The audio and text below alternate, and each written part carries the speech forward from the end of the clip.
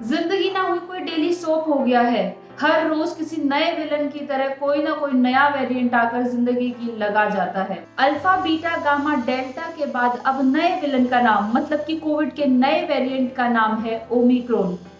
Delta Omicron से पहले सबसे डेडली वेरिएंट माना गया था कोविड-19 का, और डेल्टा को ही रीजन बताया गया था इंडिया में सेकेंड वेव की वजह से, बिकॉज ये पहले से ज्यादा ट्रांसमिटेबल और इसमें ज्यादा म्यूटेशंस थी। तो मैं आपको बता दूं कि डेल्टा में सिर्फ 9 म्यूटेशंस थी, लेकिन ओमिक्रॉन में 32 म्यूटेशंस हैं। लेकिन इन म्यूटेशंस का मतलब क्या है? तो जब भी कभी आपने कोविड-19 के वायरस की फोटो देखी होगी तो उस पर छोटे छोटे स्पाइक्स जरूर देखे होंगे। एक्चुअली इन्हीं स्पाइक्स की वजह से वो हमारी बॉडी में एंटर करता था और वहां पर अपनी पकड़ बनाता था। तो जब भी किसी वायरस की दवाई बनती है वो इन्हीं स्पाइक्स को स्टडी करने के बाद बनती है कि ये कितने तरीके के हैं और कौन सी वैक्सीन इन पर असर करेगी। डेल्टा के ऊपर ये म्यूटेशंस 9 थे और अब ओमिक्रॉन पर 32 हो गए हैं। इसका मतलब है कि वायरस ने इवॉल्व कर लिया है। तो हो सकता है हमारी वैक्सीन्स अब ज्यादा असरदार ना हो, लेकिन अभी के लिए ये सिर्फ अंदाजा है, क्योंकि जो पूरे फैक्ट्स हैं वो अभी WHO के पास नहीं है, तो कुछ भी कहा जाना मुश्किल है।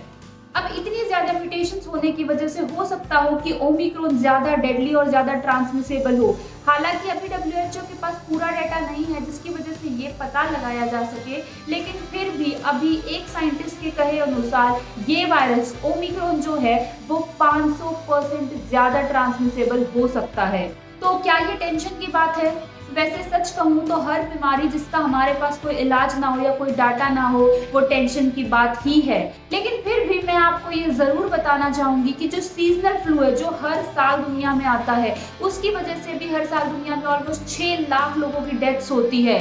और मेन बात ये है कि इसमें भी हर साल नए म्यूटेशंस और नए वेरिएंट आते रहते हैं। सो वायरस में वेरिएंट आना कोई बड़ी बात नहीं है। सीजनल फ्लू की वैक्सीन भी हर साल अपडेट की जाती है और उसका यही रीजन है कि जो वायरस है उसके म्यूटेशंस चेंज होते रहते हैं। सो इट्स वेरी नॉर्मल कि किसी वायरस में वेरिएंट आए। अभी के लिए अंदाजा यही है कि इस म्यूटेशंस पर वैक्सीन कम असरदार होगी, लेकिन फिर भी वैक्सीनेटेड जो लोग हैं उनको कम असर होगा। इसीलिए वैक्सीनेशन और मास्क ही अभी तक इसका इलाज है।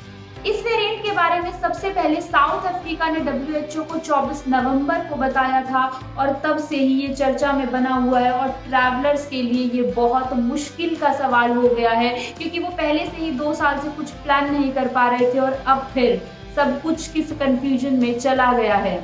इस वायरस के स्प्रेड की वजह से ऑलरेडी काफी देशों ने लॉकडाउन और फ्लाइट रेस्ट्रिक्शंस शुरू कर दी है। ये कितना हेल्पफुल होगा ये तो पता नहीं, लेकिन ज्यादा प्रॉब्लम की बात ये है कि मेंटल हेल्थ, लोगों की जिंदगियां और इकोनॉमी पर क्या असर होगा इन चीजों का।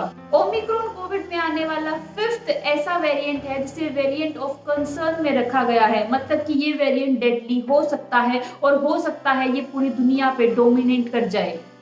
इंडिया में अभी तक कर्नाटक में ओमिक्रॉन के सिर्फ 2 केसेस आए हैं और सरकार ने तुरंत अपनी कमर कस ली है और सब कुछ ट्रेस करना शुरू कर दिया है। लेकिन फिर भी हम उम्मीद यही करेंगे कि पिछली बार की तरह मतलब सेकेंड वेव जैसा कुछ भी रिपीट ना हो।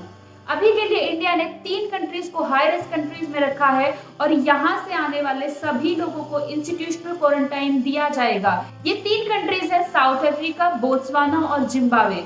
हालांकि एक्सपर्ट्स का कहना ये भी है कि डेल्टा जो वेरिएंट है वो काफी ज्यादा इंडिया उससे एक्सपोज हो चुका है, तो जो ओमिक्रॉन का इफेक्ट है वो इंडियंस पर कम होगा। इस चीज को आप इस तरीके से समझिए कि एक इंसान जो बिना फिल्टर के पानी पीता है तो वो थोड़ा गंदा भी पानी पीता है तो उसे इतना असर नहीं होता, लेकिन इंसान वहीं पर अगर मिनरल वाटर पीता है हमेशा तो वो जरा सा भी कंटामिनेटेड वाटर पीता है तो वो तुरंत बीमार हो जाता है।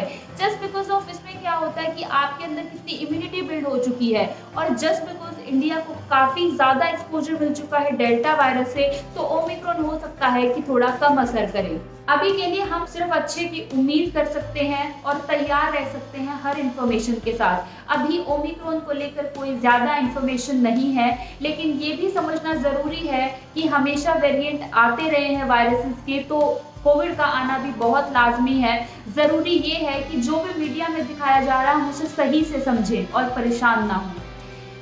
अभी के लिए मैं आपको यही कहूंगी कि अपनी हेल्थ का ध्यान रखिए, अपना ध्यान रखिए और हाँ, ओमिक्रॉन की हर चाल पर नजर बनाए रखिए, क्योंकि दुनिया में जान है तो जहान है। और अपनी मेंटल हेल्थ पर जरूर काम करिए। मिलते हैं अगली वीडियो में, तब तक के लिए बाय बाय।